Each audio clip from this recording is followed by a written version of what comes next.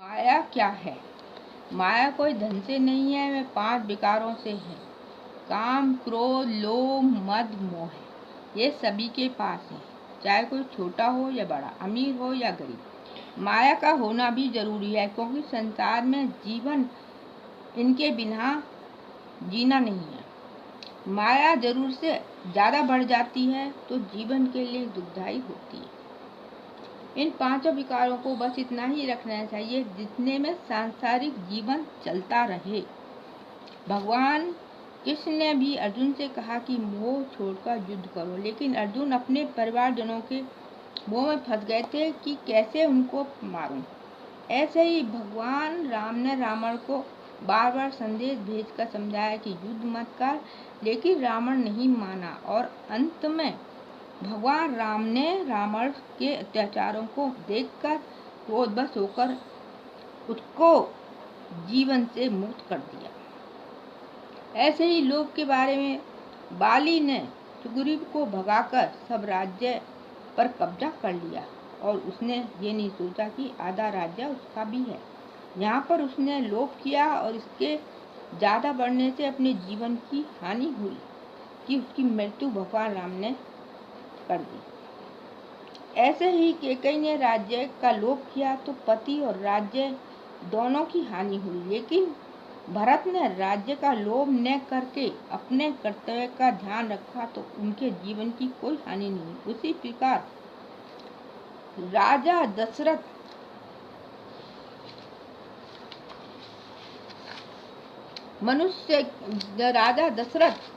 ने काम का लोभ किया। राजा दशरथ ने राज तिलक के समय काम की इच्छा प्रकट की और कहा कि कैसे मेरा तुम्हारे सिवा किसी पर भी इतना स्नेह नहीं है, तो राज्य की हानि हुई और जीवन का भी अंत हुआ और ये उनके लिए दुखदायी हुआ। इसलिए जिस समय जिसकी जरूरत हो उस समय उसका उपयोग करना चाहिए। इसी में जीवन की महानता है। आत्मा क्या है? ये सभी शास्त्रों में, वेदों में, गीता में लिखा है कि आत्मा अमर है, अदृश्य है।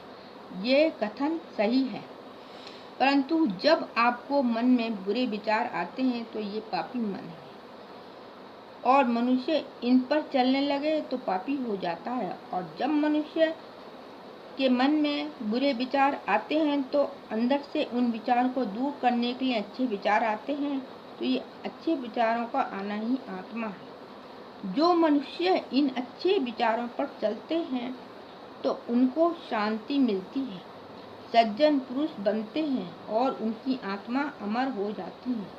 लेकिन जो मनुष्य अच्छे विचारों को कहना न मानकर बुरे विचारों की ओर झुक जाते हैं, मनुष्य जीवन में पाप करते हैं और असज्जन पुरुष बन जाते हैं और उनको शांति नहीं मिलती। आत्मा इन मनुष्यों की भी अमर है, लेकिन उन्होंने इनका कहना न मानकर बुरे विचारों का कहना माना, इसलिए इनके जीवन में शांति न होने से मरने के बाद रूह भटकती है, जिसे प्रेत आत्मा का रूप दिया जाता है। अच्छे विचारों की आत्मा का रूप समझना चाहिए। ये हर मानव में होती है, चाहे पापी हो या सज्जन। जो क्रिया शरीर को चलाने के लिए होती है, इसके बंद हो जाने से जीवन का अंत हो जाता है और ईश्वर कर्म के अनुसार शरीर का रूप देकर खिलौने की क्रिया को चालू कर देता है। ईश्वर और जीव में कोई भेद नहीं है, लेकिन मनुष्य बुरे विचारों में पड़कर भोग विलास में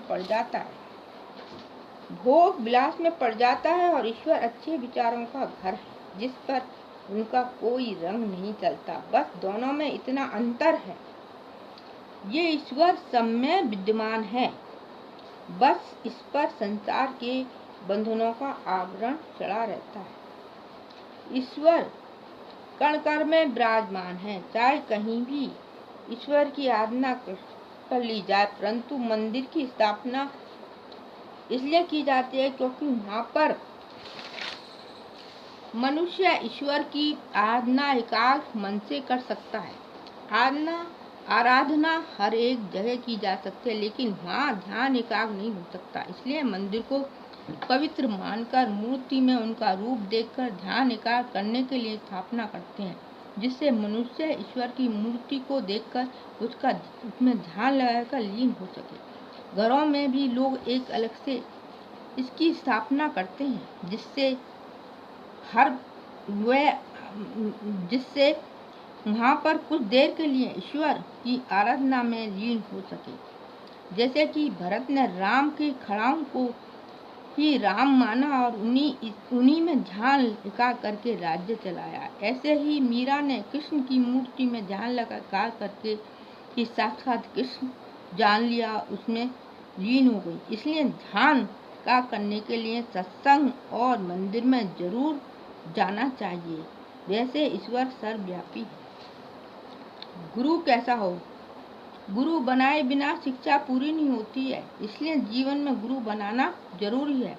गुरु जरूरी नहीं ऊंची जाति का हो, कोई भी हो, किसी से भी शिक्षा मिल जाए उसी को गुरु मान लेना चाहिए। पहले समय में गुरुकुल में जाकर सबको शिक्षा दी जाती थी, लेकिन आजकल तो सभी को शिक्षा दी जाती है।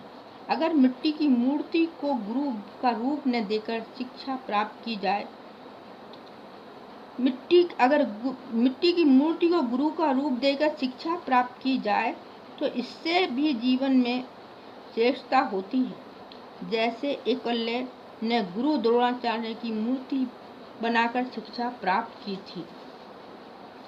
इसलिए गुरु किसी को भी मानो, पर मन से मानो। राम राम रटते रहो, सेवा भाव करते रहो, धर्म पर अडिग रहो, तेरा अवश्य कल्याण होगा। मन में कुछ विश्वास रखो, बुरा किसी का मत सोचो, मेहनत की दीवार मत तोड़ो।